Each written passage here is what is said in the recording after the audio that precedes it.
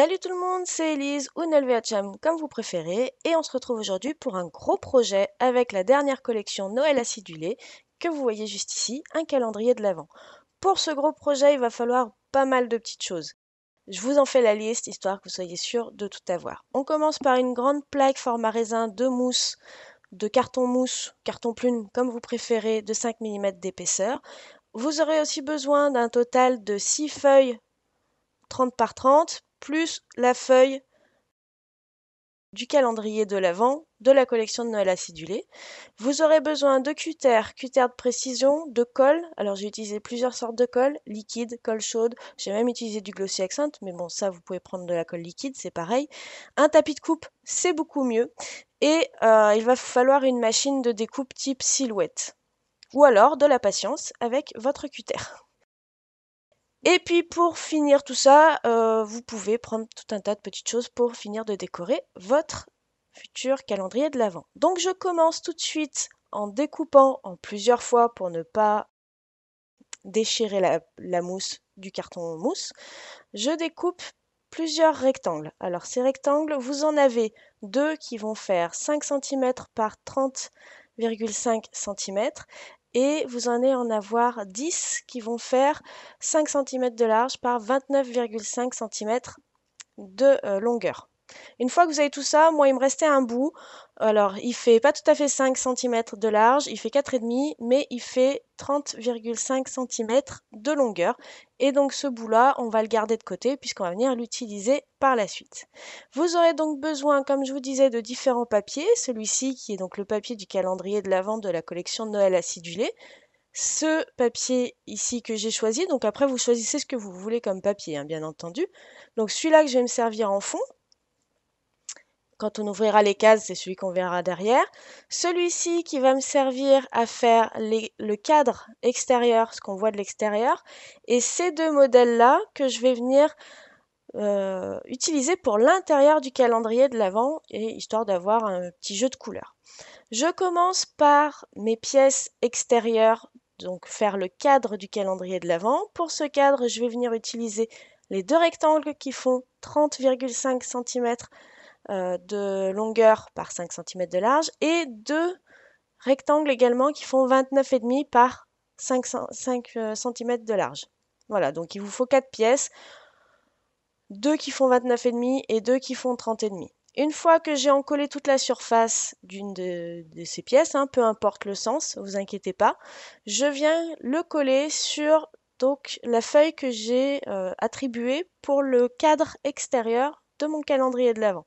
Donc je colle, je fais en sorte qu'il soit bien droit par rapport au papier et je viens tout simplement couper pour ajuster à la taille de mon morceau de carton mousse. Et voici le résultat. Je vais donc faire ça avec les 4 autres pièces. Je vous le montre vite fait en accéléré. Vous verrez, je vais faire ça plusieurs fois dans la vidéo. Et au fur et à mesure, donc, je coupe les pièces et je rajoute de la colle quand il en faut, évidemment, parce que parfois, eh bien, on n'en met pas partout.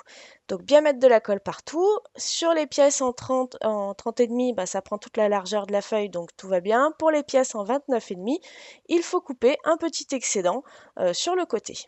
Et voilà, j'ai réalisé mes 4 premières pièces qui seront donc les pièces du cadre qu'on va réaliser pour le calendrier de l'Avent. Donc voilà, je vous montre. Hein. Hop, on a deux grandes et deux plus petites. Je conserve toujours ces 4 mêmes pièces et cette fois, je vais venir habiller l'intérieur. Donc pour l'intérieur, j'ai choisi le papier avec les flocons sur fond gris. Que je vous dise pas de bêtises, je vais vous marquer la référence en bas, ça sera plus simple. Donc ce papier-ci, que je viens appliquer exactement de la même façon que pour le papier précédent, sauf que cette fois c'est dans l'autre sens, de l'autre côté de mes pièces en carton mousse. Voilà, donc je vous montre là, et j'ai coupé, parce que c'est exactement pareil, mais j'ai fait exactement la même chose que tout à l'heure, au dos de mes 4 pièces. Maintenant, on va passer aux compartimentations de ce calendrier. Donc pour les compartimentations de ce calendrier, je vais venir utiliser les 8 rectangles qui font 5 par 29,5 qui me restaient. Je viens les encoller de la même façon et puis là je vous montre que l'on peut très bien aussi les coller les uns à côté des autres directement sur la feuille et venir tout couper à la fin, hein, c'est tout à fait possible. Et donc comme moi j'ai choisi deux papiers de deux couleurs différentes, je vais alterner une face avec un papier et une face avec l'autre papier. Donc ça va me donner pour les pièces du cadre, les 4 pièces qu'on a vues tout à l'heure, ce résultat-là. Et pour les pièces de compartimentation qui vont venir à l'intérieur du cadre, eh bien, sur les 8 rectangles que j'avais, qui faisaient 29,5 par 5, voici le résultat. J'ai un côté avec le gris clair avec les flocons et l'autre côté où j'ai le bleu avec les flocons. Donc voici, j'ai préparé mes 8 pièces comme ça. Maintenant, je vais venir faire mon cadre. Alors, pour protéger ma feuille qui va venir se placer à l'arrière et pouvoir monter mon cadre sans risquer de faire tomber de la colle dessus, je vais venir donc utiliser déjà la colle chaude et vous avez vu, je suis venue mettre du papier cuisson par-dessus. Comme ça me permet d'avoir vraiment le carré dont je vais avoir besoin pour le calendrier de l'Avent sans prendre le risque d'abîmer la feuille de papier en question. Donc, je vais mettre mes pièces correctement, c'est-à-dire que je vais avoir les deux pièces en 30,5 qui vont être l'une face l'une à l'autre et les deux pièces en 29,5 qui vont être face l'une à l'autre également. Hein, faites pas, enfin, positionnez-les bien et comme ça vous n'aurez pas de soucis. Donc là, j'ai mis de la colle chaude sur le bord d'une de mes pièces en 30,5 et je viens donc coller une pièce en 29,5 juste là sur la zone où j'ai mis la colle. Donc en fait, les pièces en 30,5, elles vont être utilisées sur toute la longueur et les pièces en 29,5, elles vont être utilisées sur les tranches. Comme ça, vous aurez bien un carré une fois monté qui fera 30,5 par 30,5. Maintenant, je vous montre cette pièce-là qui est tout simplement le reste dont je vous parlais tout à l'heure, qui faisait pas tout à fait 5 de large, mais qui faisait 30,5 de long. Et bien en fait, je suis venue l'habiller tout bêtement avec le dos de ma feuille que j'ai utilisée pour l'extérieur, avec le motif bois. Et maintenant, je vais venir mettre de la colle sur les tranches pour pouvoir habiller les tranches et pour que ce soit un petit peu plus joli quand même. Et cette pièce-là, en fait, on l'a fait pour servir de soutien au calendrier de l'Avent si vous souhaitez en faire un calendrier suspendu. Si vous ne souhaitez pas suspendre contre un mur votre calendrier de l'Avent, vous n'êtes absolument pas obligé d'avoir cette pièce supplémentaire et de la travailler. Une fois que j'ai fait toutes les arêtes donc de ce surplus, je suis venue mettre un peu d'encre Distress Vintage Photo pour ne pas avoir des petits défauts blancs en fait sur mes tranches, parce que ça peut arriver, le carton mousse, c'est pas forcément toujours très droit, c'est pas toujours très facile à travailler. Une fois que ma pièce est prête, je viens la positionner à l'arrière donc de cette feuille. Donc ça, c'était la feuille qui va me servir de fond. Et à l'aide de la feuille de calendrier, je vais venir prendre des repères sur cette pièce supplémentaire aux endroits où je vais pouvoir intervenir, c'est-à-dire dans une case. Pas faire chevaucher entre deux cases en fait, tout simplement. Donc j'ai tracé deux traits correspondant à deux espacements de cases, voilà. Et là, je viens faire deux petites croix, tout ce qu'il y a de plus bête, peu importe les mesures, de toute façon, ça va être à l'arrière, ça ne se verra pas. On va essayer de faire quelque chose d'un peu logique, mais voilà, vous n'êtes pas obligé de mesurer, c'est vraiment pas grave. Vous pouvez maintenant perforer donc la feuille plus la baguette de bois qu'on a mis. Et vous avez pu voir, j'ai enlevé au passage la languette en bas où il y a la référence de la feuille parce que maintenant, on va passer au collage.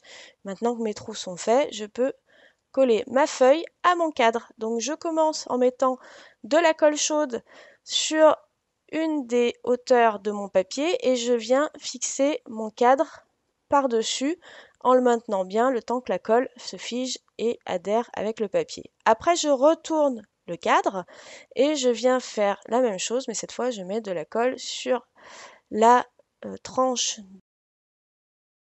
d'un de mes côtés du cadre et je referme, toujours en prenant soin d'appuyer le temps que la colle se fige et en prenant soin aussi d'éviter que les côtés de mon cadre soient trop voûtés ou arqués.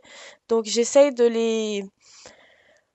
de les ajuster au moment où je colle en fait. Et pour terminer de coller la feuille à l'arrière, cette fois il faut en coller les deux baguettes restantes, hein. Pas juste une, sinon vous allez coincer pour la dernière. Je viens ensuite faire l'opération de collage sur ma pièce de bois, imitation bois, en prenant bien soin que les trous correspondent à ceux du papier, hein. C'est pour ça qu'on les a perforés en même temps, pour être sûr que ça corresponde. Et maintenant, on va passer au compartiment de ce calendrier de l'Avent. Donc, je laisse mon cadre de côté et je viens récupérer mes 8 morceaux qui sont collés avec deux motifs différents. Je fais un premier trait, je fais des repères. Je fais un premier trait à 5,5 du bord, un deuxième trait à 6, troisième trait à 11,5, un quatrième trait à 12, un cinquième trait à 17,5, un sixième trait à 18 et un huitième trait à 23,5 avec un neuvième trait à 24. Ensuite, je viens repérer le milieu de ma pièce, donc à 2,5 de large. Je viens donc tracer à 2,5, donc au milieu de ma pièce, la correspondance de mes premiers repérages et je viens refaire exactement le même repérage cette fois, donc à la moitié de ma pièce. En fait, on va créer un système qui s'imbrique. Si vous avez vu sur ma chaîne personnelle Nelvea Chan la construction du meuble de feutre et d'encre, eh bien on part sur le même principe. Voilà. Du coup, je viens utiliser un cutter une fois que j'ai bien tracé les parties que je vais vider. Je viens utiliser un cutter pour découper ce que je veux retirer, sachant que c'est à partir de là que je vous conseille d'utiliser quand même un cutter de précision, parce que pour découper comme ça va très bien. Par contre, pour découper la toute petite partie qui est donc à cet endroit-là, et bien là, avec un cutter normal, la lame risque d'être un peu trop grosse et vous risquez de galérer quand même pas mal. Alors qu'avec un cutter de précision, eh bien, vous allez pouvoir y aller plus tranquillement et surtout éviter d'abîmer l'arrière parce que on voit bien ce qu'on fait devant, mais dans ces manipulations-là, on ne voit pas ce qui se passe à l'arrière et parfois les lames de cutter vont beaucoup plus loin que ce qu'on aurait voulu et du coup, ça abîme un peu le papier. Donc voilà, je vais réaliser cette opération-là de mesure et de découpe sur toutes mes pièces qui me restaient, donc les 8 qui me restaient, et je gomme les traits au crayon de papier une fois que j'ai terminé. Donc voilà, j'ai fait pour toutes les pièces, hein. Je ne les ai pas fait en accéléré, hein, parce qu'il y en a pour un petit moment. Mais maintenant, il ne nous reste plus qu'à assembler. Donc en fonction des couleurs, je fais correspondre face à face les couleurs qui sont ensemble, c'est-à-dire le bleu foncé face au bleu foncé, le gris clair face au gris clair, sachant que l'intérieur de mon cadre est en gris clair. Donc l'extérieur de mon compartiment, de mes compartiments, sera en gris clair, etc., etc. Donc là, c'est un choix personnel.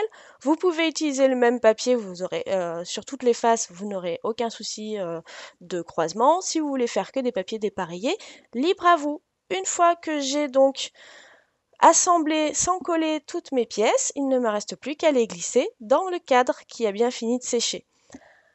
Avant tout, j'ai retiré le cadre parce que il faut, si vous voulez suspendre votre calendrier, bien penser à passer la ficelle parce que vous risquez d'avoir un peu de mal à le faire une fois que les compartiments seront placés à l'intérieur.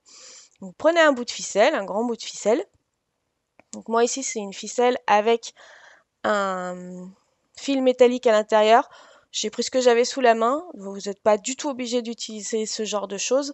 Une ficelle classique sera beaucoup plus simple à mettre en place et tiendra tout aussi bien. Donc, je fais passer de manière à avoir une première boucle à l'intérieur donc de mon cadre, en gardant un excédent sur l'extérieur arrière. Et ensuite, je repasse à l'intérieur et je reforme une autre boucle de l'autre côté. Je garde du mou au milieu. Je vais vous montrer ça. Voilà, ici, j'ai gardé du mou. C'est ce qui va me permettre de suspendre. Ensuite, libre à vous de fermer comme vous voulez. Vous pouvez faire un gros nœud à l'arrière, là, comme je vous montre. Ou alors, vous pouvez, si vous avez comme moi quelque chose d'assez rigide et quelque chose d'assez gros, comme ficelle, vous pouvez tout simplement faire des nœuds qui viennent juste terminer l'arrière des trous comme ici. Je suis sûre que ça ne passera pas à l'intérieur parce que ma ficelle était très grosse. Si vous voyez que vos compartiments bloquent un peu pour rentrer dans votre cadre, n'hésitez pas à les sortir, à repérer où ça bloque, à les sortir et à les retailler un peu. J'aurais pu vous dire de les tailler avec 2-3 mm de moins dès le départ, mais si on avait fait ça, ça aurait été moins facile pour faire les repérages de découpe pour qu'ils viennent s'emmancher les uns dans les autres. Voilà, donc là je vous montre un exemple de ce que va être la découpe. Vous voyez en bas, il y a plein de découpes déchirées. C'était tous les essais réalisés avant de trouver le bon type de pointillé pour pouvoir faire les ouvertures du calendrier de l'Avent sans que ça déchire le papier quand on les ouvre et sans que ça s'ouvre tout seul non plus. On retire la languette donc de la feuille du calendrier de l'Avent et là, très important, utilisez une vieille feuille de transport, une qui colle presque plus. Parce que vaut mieux rajouter 2 petits bouts de scotch, 4 petits bouts de scotch si vous voulez, du scotch qui ne va pas arracher le papier, on est bien d'accord une fois que vous allez retirer la feuille. Vaut mieux rajouter ça plutôt que de perdre toute votre découpe parce que là on va découper sur 30 cm par 30 cm. Donc si votre feuille est neuve, votre feuille de transport est neuve, ça va trop adhérer au papier, vous n'allez pas pouvoir le retirer. Allez, maintenant on passe à la phase silhouette logiciel. Donc pour le logiciel, donc là j'ai la dernière version normalement à jour et j'utilise la version Designer Edition, mais ça, bon, personnellement, on n'en a pas besoin pour ce projet. Du coup, on va venir ouvrir le fichier que je vous ai préparé et qui sera disponible gratuitement sur le blog de Crazy Little Craft. Et donc ce fichier va s'appeler tout simplement calendrier de l'Avent CLC, CLC pour Crazy Little Craft. Vous le trouverez donc disponible sur le blog. Je vous mettrai également un format PDF que vous pouvez imprimer si vous n'avez pas de machine de découpe à votre disposition. Si vous avez un peu de patience avec un cutter, vous pourrez, avec le format imprimé, découper directement à la main chaque case en prenant bien la peine de respecter les espaces de découpe et les espaces non découpés. On ouvre le fichier et voici ce qu'on a. Donc tout un tas de petites cases, 25 au total pour aller du 1er décembre jusqu'au 25 décembre. Et on zoome un petit peu et vous allez voir que ici il y a donc des traits interrompus, mais vraiment avec des tout petits points interrompus. Vous les voyez ici, vous en voyez donc 2, 3, 4 sur la longueur. Donc en fait, ce sont des tout petits points où la machine ne va pas venir découper et c'est ce qui va permettre de garder le volet fermé tant que vous ne l'aurez pas ouvert. Si vous utilisez les pointillés préconfigurés de la machine Silhouette avec le logiciel, ça ne va pas marcher. Vous n'allez pas pouvoir ouvrir correctement votre petit compartiment. Ça va déchirer le papier. C'est un petit peu ce que vous avez vu précédemment sur le papier que je vous ai montré de découpe d'essai. Vous avez également, donc sur chaque carré, entre guillemets, vous avez toute une partie qui, elle, va être complètement évidée. Ce sont donc les petites parties arrondis, là, voilà, juste ici, qui sont donc les parties complètement évidées. Ça va vous permettre de passer le doigt ou l'ongle si vous avez des gros doigts, hein, tout simplement. Passer le doigt pour tirer en fait tout simplement le petit compartiment et ouvrir le volet. Donc là, je pense qu'on a fait à peu près le tour du fichier. Je vais vous parler maintenant aussi des réglages. Donc pour les réglages, j'ai fait plusieurs tests pour trouver ce qu'il y avait de mieux. J'utilise donc un réglage de lame à 2, une vitesse de découpe à 5, mais vous pouvez faire mieux, plus vite si vous voulez, parce que les formes sont très simples, donc ça ne posera pas de problème.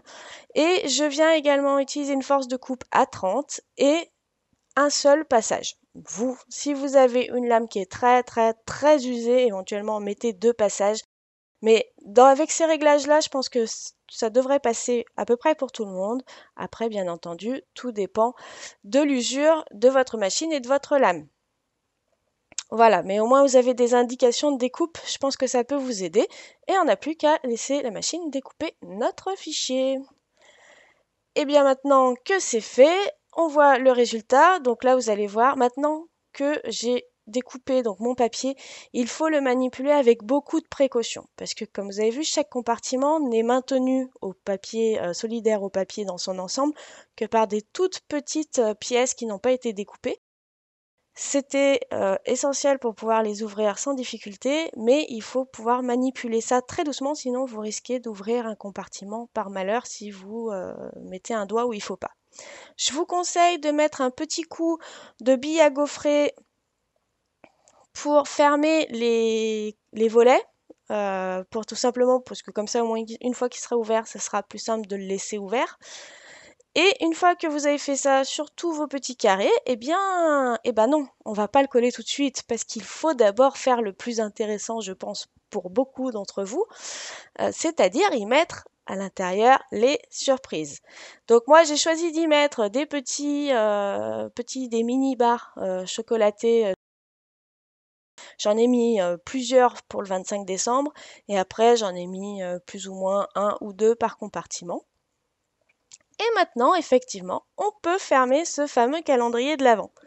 Et une fois qu'il sera fermé, eh bien, le seul moyen de récupérer ces petits chocolats, ce sera d'ouvrir les compartiments. Donc j'ai pris cette fois du Glossy Accent, mais vous pouvez prendre n'importe quel colle qui soit un peu gel. Alors pas trop liquide, mais qui soit un petit peu gel, parce que trop liquide, ça va partir dans la mousse. Et je vous déconseille aussi la super glue, parce que la super glue, elle va ronger la mousse de notre cadre. Donc c'est pas une bonne idée. Et maintenant, eh bien, il n'y a plus qu'à appuyer. L'avantage du Glossy Accent, c'est que c'est une colle qui colle très très bien, mais qui sèche pas trop vite, comme ça vous laisse vraiment le temps de bien plaquer, sans appuyer sur les compartiments, attention, bien plaquer votre feuille sur votre cadre. Et là, je vais vous montrer plusieurs options que vous pouvez utiliser, tout simplement pour finir d'habiller votre calendrier de l'Avent sur les tranches. Donc vous pouvez utiliser du masking tape, comme je vous ai montré là. Vous pouvez utiliser tout simplement les baguettes qu'on a retirées des papiers. Vous avez un côté où il y a la référence et puis vous avez un côté où il y a un motif. Donc si vous voulez utiliser ces baguettes-là, allez-y, ça peut très très bien faire l'affaire. Moi, je vais les utiliser non pas à cet endroit-là, mais je vais les utiliser pour camoufler toutes les petites tranches de carton mousse que l'on a qui n'étaient pas cachées en fait, celles de l'extérieur du cadre. Donc il y en a 4 puisque ce sont les tranches de mes rectangles 30,5 par 5. Et pour pouvoir rajouter un petit peu de magie de Noël, je vais mettre quelques paillettes sur ce cadre de calendrier de l'Avent. Pour cela, je prends un pinceau et de la colle liquide et je viens l'appliquer grossièrement sur les tranches de mon calendrier, une tranche par une tranche. Et une fois que j'ai bien fait, j'ai bien mis de la colle de manière très aléatoire, je vais venir plonger la tranche de mon calendrier donc dans ces paillettes dorées que j'ai étalées dans le papier cuisson qu'on avait utilisé tout à l'heure. Voilà, ça me permet d'avoir un rendu brillant, très incertain, qui n'est pas régulier, et je trouve que ça fait une belle finition sur les angles de notre calendrier de l'Avent. Et voilà, on a fait une grosse vidéo avec un gros projet, bien évidemment ça va ensemble. J'espère que ça vous aura plu, il reste un peu plus de 10 jours pour réaliser ce calendrier, vous avez largement le temps, faites-vous plaisir, n'hésitez pas à me dire ce que vous en avez pensé, à m'envoyer des photos si vous avez eu envie de le réaliser. J'aimerais énormément voir ce que vous avez fait avec. Je vous souhaite un très bon scrap et on se retrouve bientôt pour d'autres projets vidéo. Bye!